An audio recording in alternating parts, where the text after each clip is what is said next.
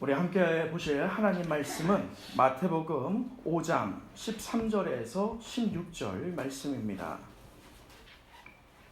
신약 6페이지 마태복음 5장 13절에서 16절 말씀입니다. 이 시간 우리 한 절씩 교독하여 읽도록 하겠습니다. 너희는 세상의 소금이니 소금이 만일 그 맛을 잃으면 무엇으로 짜게 하리요? 후에는 아무 쓸데없어 다만 밖에 버려져 사람에게 밟힐 뿐이라.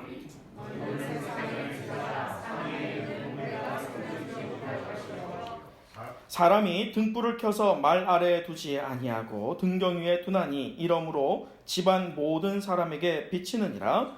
이같이 너희 빛이 사람 앞에 비치게 하여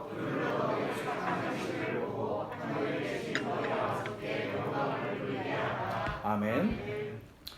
사랑하는 은성교회 성도 여러분, 우리가 코로나19 바이러스로 인해서 모이는 것이 참으로 어렵지만 오늘 부득이 공동의회로 인해서 우리가 예배를 드리게 됩니다.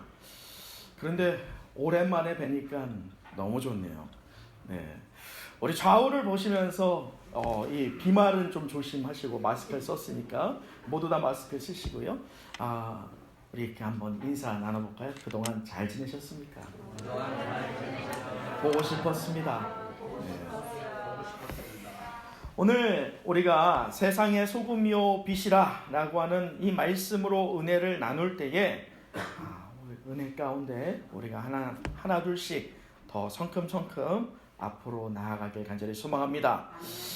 이때 우리가 인사하는 게 좀 바뀌었죠. 예전에 악수였고 뭐 포옹이었다면 요즘에는요 팔꿈치예요. 팔꿈치. 예배 끝나고는 팔꿈치 인사로 우리가 서로 인사를 나눴으면 좋겠습니다. 오늘 코로나19 바이러스가 있음에도 불구하고 이 한 나라와 또 전 세계 혼돈과 또 두려움에 휩싸여 있죠.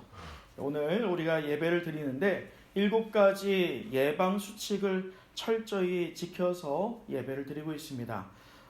어제와 또 오늘 제가 직접 소독을 다 했습니다.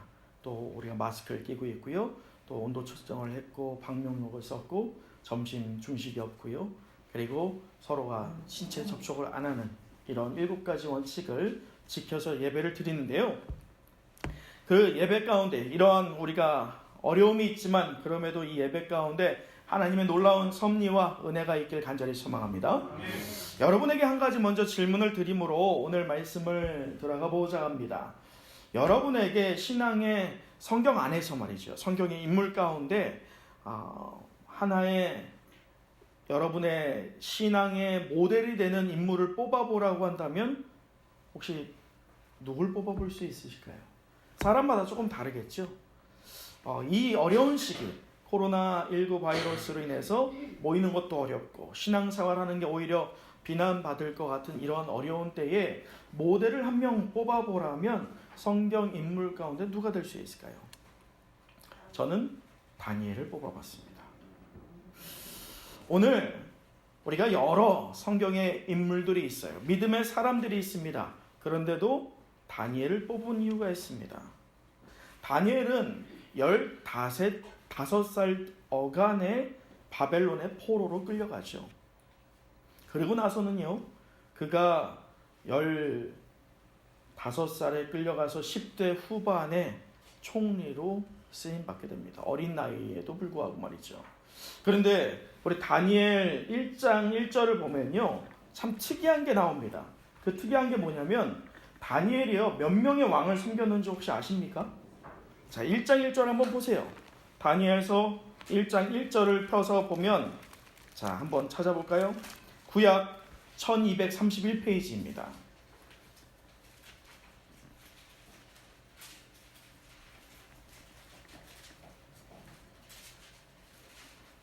자, 같이 한번 읽어볼까요? 자, 시작.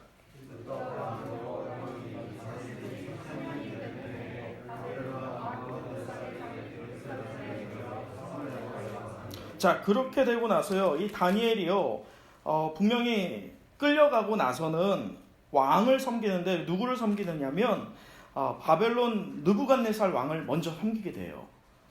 바벨론의 왕이었죠. 그리고 바벨론이 멸망합니다. 그러고 나서 누가 왕이 됩니까?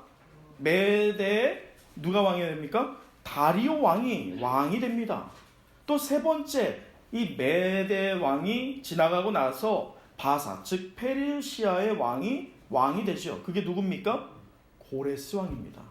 그렇게 세 명의 왕이 지나가게 돼요. 이 세 명의 왕이 지나가는 동안에 분명하게요, 정권이 바뀌면 그 아래에 있는 사람들이 어떻게 되죠? 바뀌기 마련이에요.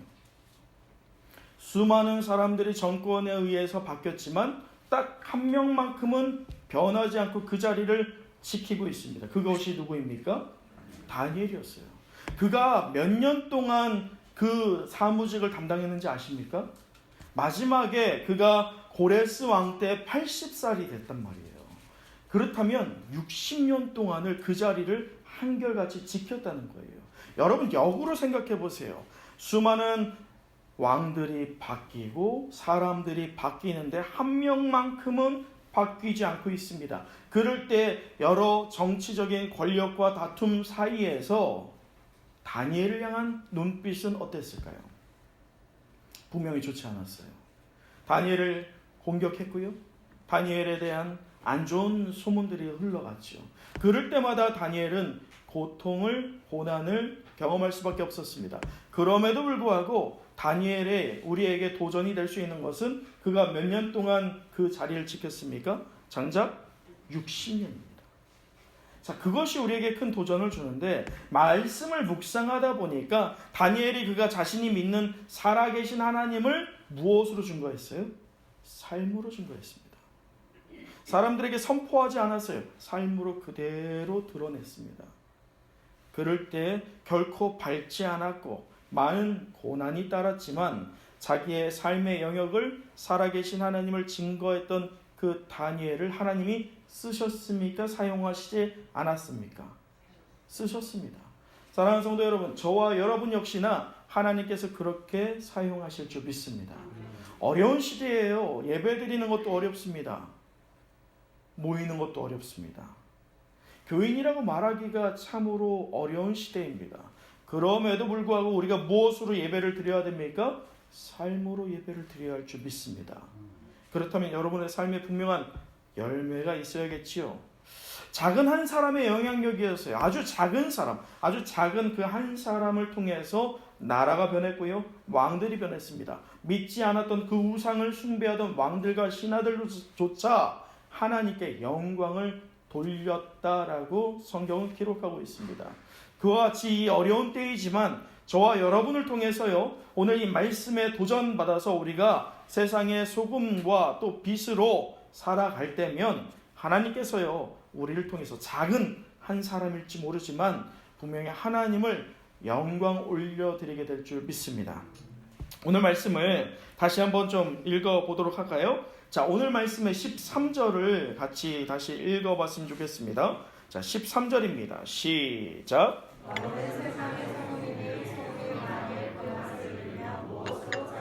자, 말씀에서 한번 보시죠. 13절에 자, 너희는 소금이 될지라 라고 기록되어 있습니까? 아니에요. 성경에 어떻게 기록되어 있습니까? 너희는 세상의 소금이 니라고 되어 있어요. 소금이 될 것이다 라는 미래형이 아니에요. 그리고 명령법도 아닙니다. 지금 말씀을 자세히 보면 너희는 세상의 소금이니, 자, 그렇다면 지금 이미 말씀을 받고 있는 이 제자들은, 이미 말씀을 받고 있는 저와 여러분은 소금입니까? 아닙니까? 이미 소금이라는 것을 말씀하고 있습니다. 현재형으로 말씀하고 있어요. 직설법으로 말씀하고 있습니다. 자, 이것이 우리에게 큰 도전을 주는 거예요. 자, 우리가 일반적으로 생각을 해보면, 나는 아직은 소금이 아니야. 그래서 내가 무슨 세상에 변화를 주겠어 라고 하고, 또 소금이라고 할 때면 좀 어렵게 생각해요. 영적 의미를 좀 투여해서 소금이라고 할 사람은 정말 예배도 잘 드리고 삶에서 모범이 되고 정말 성경의 말씀처럼 다니엘처럼 그러한 믿음의 사람이 소금이지 라고 생각을 합니다. 또 큰 어떤 체험적인 은혜와 역사가 있어야지 소금이라고 생각하기도 하지요. 근데 그것이 아니라는 거예요. 오늘 말씀이 오늘 우리 성도들에게 도전을 줄 수 있는 것은요, 내 입술로 예수 그리스도가 나의 구주이십니다 라는 고백을 하는 그 즉시로 우리는 이미 무엇이 됐다라고 말씀합니까? 소금이 되었다라고 말씀합니다. 사랑하는 성도 여러분, 여러분에게 질문해 봅니다. 여러분은 예수 그리스도가 구주 되심을 믿으십니까? 그렇다면 여러분은 소금이심을 믿으십니까? 아멘. 우리가 소금이라는 말씀이에요. 말씀에서는 분명히 소금을 말하고 있습니다. 이 현재는 세상의 소금이 아니지만 소금이 되어야 한다는 의미를 내포하는 게 아니라 이미 너는 세상의 소금이니 세상 가운데 무엇을 내라고요? 짠맛을 내라고 하는 거예요. 소금은 저절로 생기지가 않죠. 조금 좋은 소금, 우리가 천일염이라고 하죠. 천일염 어떻게 해야지 천일염이 됩니까? 염전에서요, 땡볕 아래죠. 거기서 수없이 많은 빗질을 해야 됩니다. 그래서 물을 말려야죠. 바닷물을 말려야 됩니다. 거기에서 조그만 결정체가 나올 때마다 옮기고 하는 고단한 과정이 필요합니다. 비로소 알갱이가 생기고 비로소 진짜 순전한 소금의 결정체가 되게 되는 게 바로 천일염이지요. 소금이 생기는 건 그렇게 쉬운 과정이 아니라는 겁니다.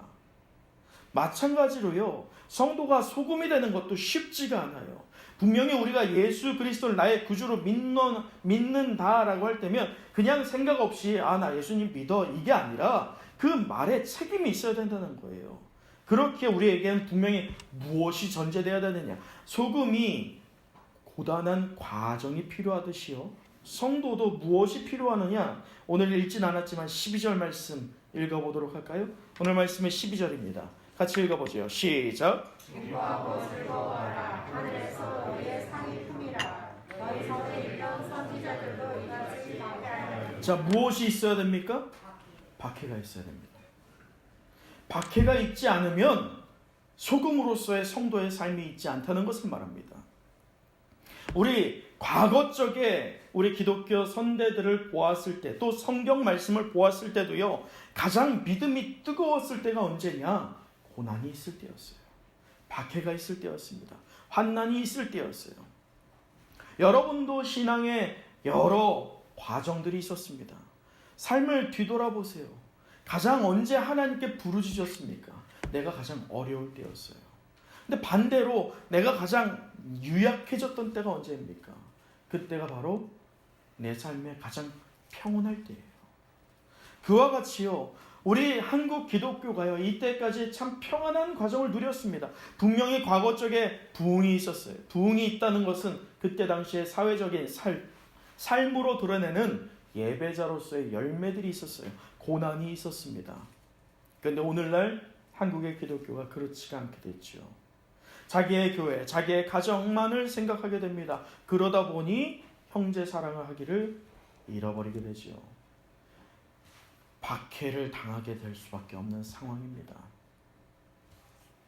사랑하는 성도 여러분, 그리스도를 따르는 제자요, 또 천국 시민 되었음을 믿음에 고백하는 저와 여러분 되길 간절히 소망합니다.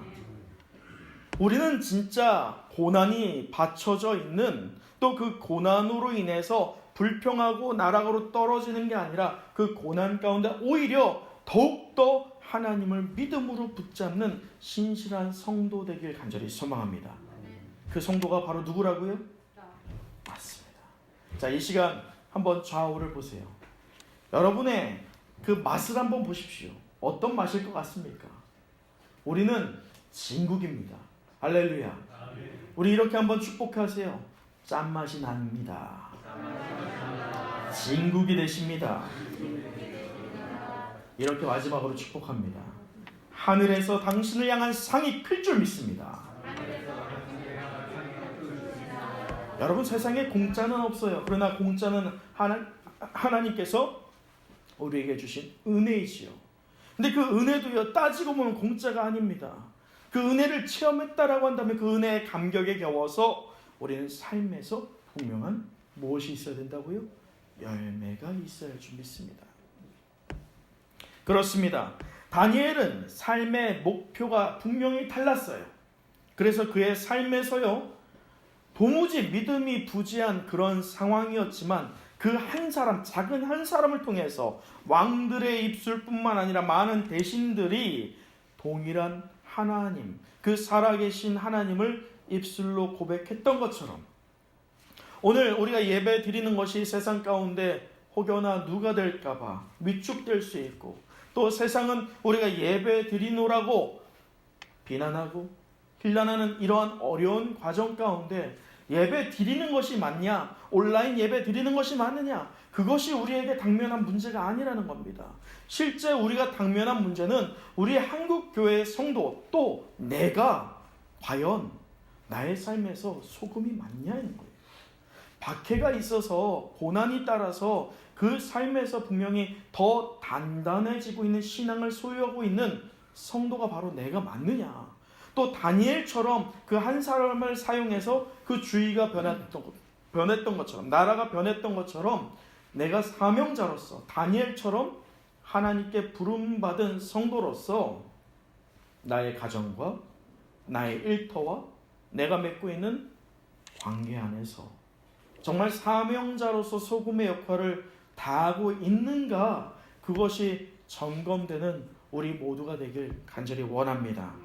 오늘 13절 말씀을 더 한번 읽어보도록 하죠. 13절 말씀입니다. 시작. 너희는 세상의 소금이니 소금이 많이 불맛을 잃으며 무엇으로 처리하리요. 후에는 아무 쓸데없어 다만 밖에 걸려서 사람을 갈릴 뿐이니라. 여러분, 만약에 다니엘이 자신의 안위만을 생각했더라면 어땠을까요? 정말 다니엘이 자신의 이권을 위해서 누군가를 밟고 자기가 혼자 살아남기 위해서 수많은 사람들을 잘라냈던 그러한 인물이라고 했다면 오늘 어땠을까요? 성경에 우리가 알고 있는 그런 다니엘이 맞을까요? 아닐 겁니다. 만약에 이 다니엘, 성경의 다니엘이 우리가 생각하고 있는 우리 식의 삶, 즉 누군가를 밟고 일어서야 되고 내가 살기 위해서 누군가를 내쳐야 되는 그러한 인생을 살았다라고 한다면 그는 소금이 되지 못했을 겁니다. 오늘 말씀처럼 그냥 짠맛을 잃어서 사람들에게 어떻게 됩니까? 밟히게 되는 것밖에 되지 않았을 거예요. 우리가 알고 있는 성경의 그러한 다니엘은 절대로 되지 않았을 것이란 말이죠. 과거 한국교회가 얼마나 영광됨이 있었습니까? 제가 이 은성교회에 처음 와서 신앙생활을 할 때 여러분 아시죠? 얼마나 그때 은성교회가 뜨거웠습니까? 굉장히 크게 성장했어요. 근데 그때 당시에는 은성교회만이 아니었어요. 한국교회가 80년도 때에는요 다 성장했습니다. 왜 그랬을까요? 삶 가운데요, 소금이 어떤 역할이에요? 소금은 부패한 것을 방지하는 게 소금 아닙니까? 그때 당시에 한국교회가요 정말 그 소금의 역할을 했어요. 부패한 곳에 신앙이라는 것이 들어가서, 한국교회 성도들이 들어가서 부패한 것이 온전해지게 바꿨어요. 또 마음이 상한 자가 있으면 살리게 했습니다. 치료제가 되었어요. 그것뿐입니까? 몸이 건조한 삶으로 팍팍한 인생을 살고 있는 사람들에게 성도들이 이 소금의 역할로 가서요, 은혜를 체험한 성도들이 하나님의 은혜의 맛을 전했었어요. 그래서 그때는요, 나 힘들다, 힘든데 교회 나갈까? 이 얘기를 했었단 말이죠. 그게 80년대 때였어요. 근데 시대가 흘러가서 한국교회가 더 이상 그 소금의 맛을 못 내는 경우가 더러 있더라는 거죠. 여러분, 왜 지금 사태를 한번 보세요. 뉴스나 매체를 보면서 한번 생각해 보시자고요. 매체에서요 예배 드리는 것이 문제라고 합니다. 왜 그렇습니까? 코로나19 바이러스가 퍼지기 때문이죠. 맞아요. 그래서 우리는 조심해야 되는 게 맞습니다. 그래서 우리는 그 예방 수칙 7가지를 현재 지키고 예배를 부득이 드리는 상황 아니겠습니까? 그런데 정작 세상이 우리를 욕하는 게 다만 이 코로나19의 이 상황 가운데서 예배를 드리는 딱 그 이유 때문일까요? 우리가 예배를 드리는 그 이유 때문에 어떤 확진자들이 나오기 때문에 세상이 지금 득달같이 달려들어서 교회를 욕하고 비난하고 힐난하고 있을까요? 저는 그렇게 생각하지 않아요. 이 전조 증상이라는 게 있죠. 뭐든지요, 과정이라는 게 있어요. 과정 끝에 결론이 다 다르게 되죠. 한국 교회가 오늘날 코로나19 사태로 인해서 예배 드리는 것이 비난을 받고 있는 것이 다만 확진자가 나오고 또 예배를 드리는 것이 두려움으로 여러 주위 사람들에게 영향을 미치기 때문이냐? 그건 맞죠. 근데 그것만이 아니라는 거예요. 이전에 한국 교회가 했던 일들이 은혜를 체험한 다음에 이제는 그 은혜를 그냥 안으로만 감싸고 밖으로 흘려보내지 않았죠. 여러분 냉정하게 한번 생각해 볼까요? 우리 은성교회가 이곳에 온 지 얼마나 된지 아십니까? 2015년에 왔습니다. 여러분 이 교회 주위의 사람들 아세요? 예? 아셔요? 모른단 말이에요. 왜요? 여기 우리 동네 아니거든. 우리 동네 아니니까 이 앞에 사람들 내가 모르거든. 당연하죠. 그게 세상 이치예요. 성도는 달라야죠. 주일날 우리가 예배를 드린다라고 한다면 우리가 만약에 이 주위에 우리 마을 공동체 사람들에게 교회로서가 아니라 개개인의 인간으로서 또 하나님이 부름받은 그 사명자로서 지나가는 사람들에게 반갑게 인사하고 교회의 복음을 전하고 복음만이 아니라 여러분 복음을 증거할 때 예수님도요 그냥 복음만 증거하지 않았습니다. 먹이고 입히고 그들을 고쳤어요. 그것들이 만약에 우리 교회가 5년 동안 밭집 겸했었다라고 한다면 조금은 결과가 다르지 않을까 싶습니다. 더 확장시켜서 한국교회가 그렇다는 거예요. 서로 그 예배를 드리기에만 생각하지 어떻게 사회적으로 운동을 해야 할지 어떻게 사회 사람들에게 그 이미지를 쇄신해야 할지를 고민하기를 하지 않았다는 것이죠. 정작 문제가 무엇이냐? 마태복음 22장 3절에 예수님께 이렇게 물어봅니다. 예수님, 가장 큰 계명이 무엇입니까? 그럴 때 예수님께서 37절에 이렇게 말씀하세요. 내 마음을 다하고 목숨을 다하고 또요? 뜻을 다하여 주 너의 하나님을 사랑하라. 여러분 이 사랑하라가 그냥 사랑하라는 게 아니에요. 얼만큼 사랑하는 겁니까? 죽을 정도로 사랑하는 거예요. 역으로 생각해보면 하나님 내가 그 정도로 하나님 어떻게 사랑해요? 아니요. 역으로 생각하면 누가 그만큼 우리를 사랑했다는 걸까요? 하나님이 우리를 그만큼 사랑하셔서 예수 그리스도를 보내주셨다는 것을 오늘 말씀이 증거합니다. 그러면서 예수님께서 그 이후 말씀에 이렇게 말씀하세요. 둘째도 그와 같으니라고요. 둘째도 그와 같으니는 둘째가 첫째와 어떻다는 겁니까? 같다는 거예요. 둘째도 그와 같으니 뭐라고 합니까? 내 이웃을 내 자신처럼 사랑하라. 오늘 한국교회가 소금과 빛이 되어야 하는데 그 소금과 빛 되게 하신 하나님의 은혜가 우리 안에 있음에도 불구하고 하나님 사랑하기를 그렇게 열심히 있지 않습니다. 더 나아가서 이웃 사랑하기도 마찬가지죠. 보통 바다의 염분이 몇 프로인지 아십니까? 바다가 왜 짤까요? 어떤 분은 이래요. 바다에 소금을 만드는 맷돌이 빠져서 짭니다. 그건 전래동화죠. 실제 바다는 증발과 대류와 여러 현상으로 계속 짜지죠. 근데 몇 도를 계속 짜지는 게 아니에요. 몇 도를 유지하고 있을까요? 대략. 누구죠? 입마개를 해가지고 다. 이천수 원사님 3%. 3.0에서 3.5 요 정도를 왔다 갔다 한다고 합니다. 반올림에서 넉넉 잡고 4%라고 한번 우리 크게 잡아보자고요. 4%만 되고도 바닷물을 먹으면 어떻게 될까요? 제가 한번 수련회 장소를 잡았어요. 바닷가 옆인데요. 너무 좋은 장소를 잡았어요. 수영장까지 딸려 있더라고요. 근데 그 수영장이 저는 그냥 수돗물로 하는 수영장인 줄 알았어요.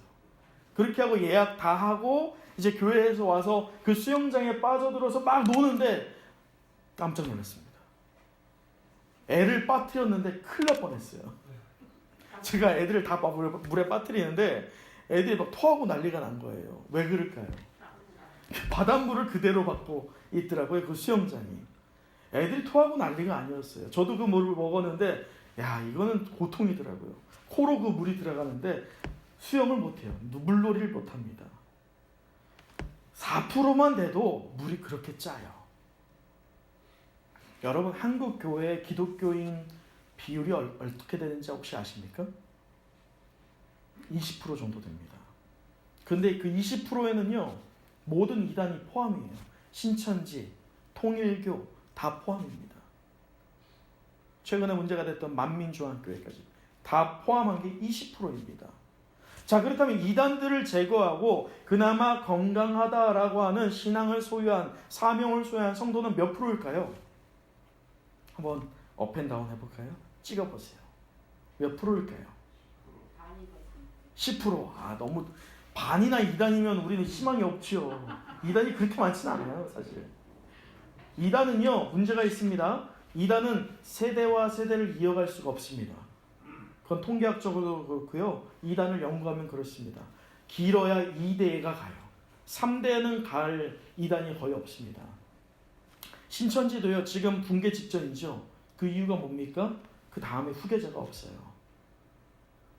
다 그 후계자 문제 때문에 종교가 문제가 되죠. 통일교도 마찬가지고요. 자, 그렇다면 그 이단은 대략 5% 정도 잡습니다. 자, 그렇다면 한국 교회 건강한, 그나마 건강한 성도라고 할 수 있는 인구 비율은 몇 프로일까요? 14에서 15% 정도가 됩니다.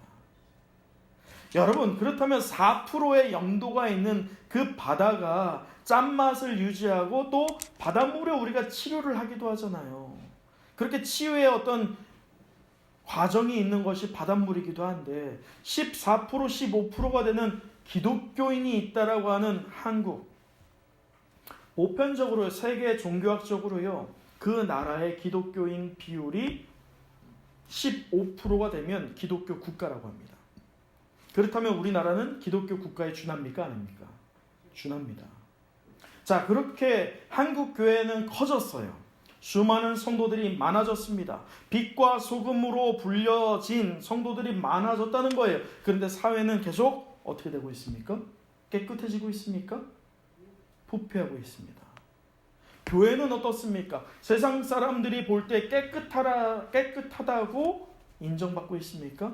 그렇지가 않고 있습니다. 오늘 우리는 말씀을 통해서 도전받아야 됩니다. 다시 한번 우리의 정체성을 깨닫기를 간절히 소망합니다. 오늘 말씀에서 분명히 말씀했어요. 뭐라고요? 너희는 세상의 소금이다 라고 말씀합니다. 내가 이미 소금이 됐다는 거예요. 그렇게 짠맛을 잃어버리면 안 된다는 것을 말합니다. 내가 짠맛을 내고 있는가? 내가 있는 그곳이 정말 부패한 곳이 아니라 생명력이 있는 곳이 되고 있는가를 점검해야 되는 신앙이 바로 우리 이 시대에 필요한 진정한 성도에게 요구되는 신앙의 덕목이라는 것이죠. 이어서 14절도 한번 읽어보도록 하죠. 14절입니다. 시작.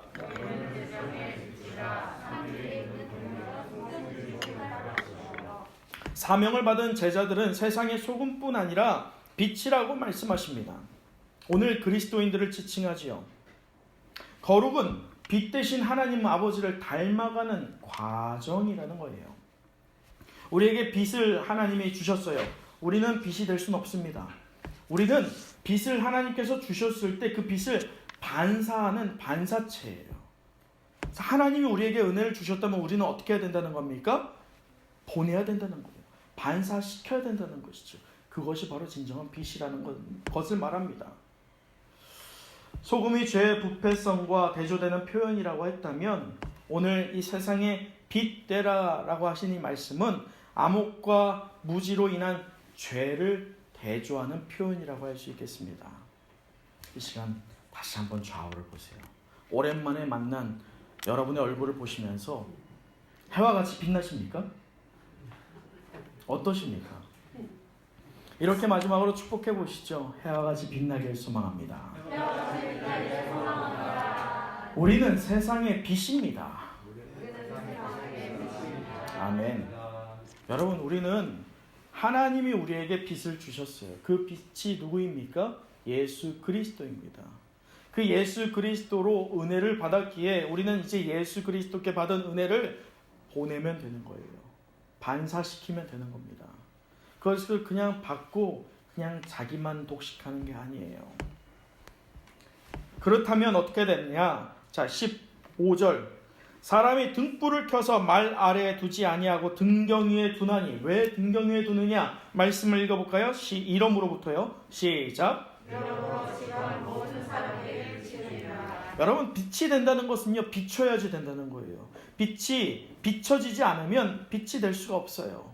모든 방 안의 사람들에게 비춰집니다. 이것은 여러분이 어디에 있든지 간에 예수 그리스도를 믿는 사명자로서, 빛으로서 여러분이 비춰야 된다는 거예요. 가족 구성원에게 예수 그리스도를 믿는 사람이 어떤 사람인지를 비춰야 된다는 것이고, 여러분의 일터에서, 여러분이 맺고 있는 관계 안에서 그렇게 빛으로 비춰야 된다는 것을 말합니다. 그럴 때 말씀 16절 우리 다시 한번 마지막으로 같이 읽어보도록 하겠습니다. 시작. 이같이 너희 빛이 그 사람 앞에 비치게 하여 그들로 너희 착한 행실을 보고 하늘에 계신 너희 아버지께 영광을 돌리게 하라. 아멘. 여러분, 이 말씀이 우리에게 마지막 도전되길 원합니다. 16절에 보면 이렇습니다. 너희 빛이 사람 앞에 어떻게 하라고요? 비치게 하라는 거예요. 너가 빛을 받았다면 비치게 하라는 것을 말씀합니다. 그리고 뭐라고 합니까? 그들로 너희의 무엇을 보고요? 무엇을 보고요? 여러분, 그렇다면 우리에게 무엇이 필요합니까? 착한 행실이에요. 착한 행실이에요. 내가 세상 사람들과 똑같다라고 한다면 그건 착한 행실이 아니에요. 우리는 분명한 다른 정체성을 가져야 됩니다. 세상의 빛과 세상의 소금이 되라고 할 때면 분명한 다른 정체성, 예수 그리스도께서 주신 그 정체성으로 착한 행실을 드러내야 한다는 것이죠.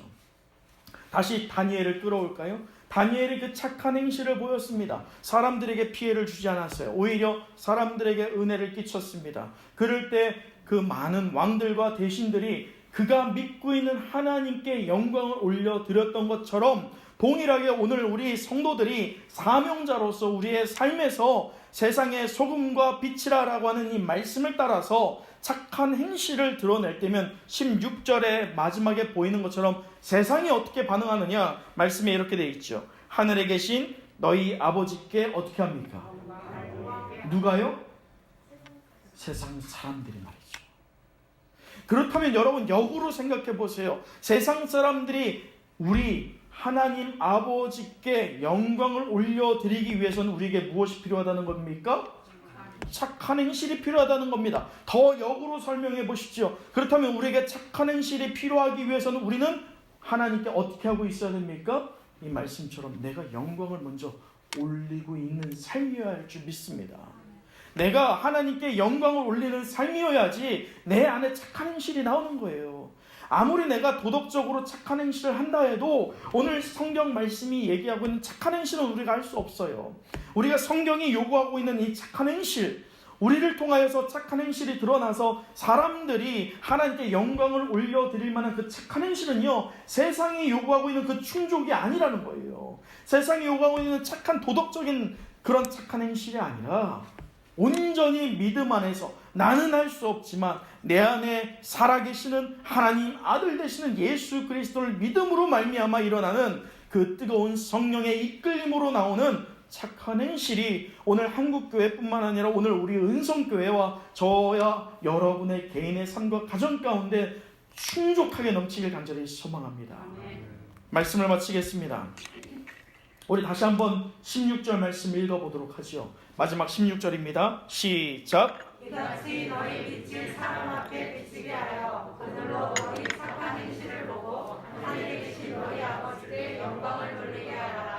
여러분, 지금 지경이 넓혀질 것이다 라고 하는 시리즈를 계속하고 있었습니다. 오늘 말씀은 사명의 지경이 넓어지는 거였어요.